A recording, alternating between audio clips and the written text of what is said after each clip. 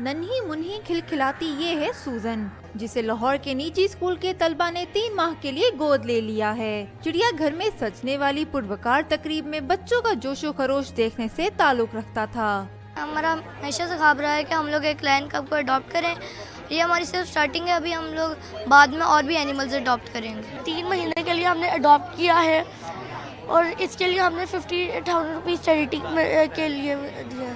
चिड़ियाघर इंतजामिया के मुताबिक जानवरों को इस तरह गोद देने का मकसद उनकी बेहतरीन देखभाल को यकीनी बनाना है।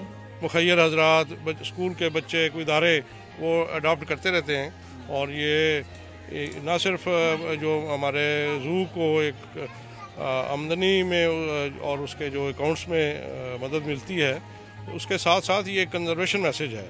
तकरीब में मौजूद बच्चों ने बेबी शेरनी को गोद लेने की खुशी में केक भी काटा। कैमरामैन इजाज जॉर्ज के साथ महविश सुहेल, डॉन न्यूज़ लाहौर।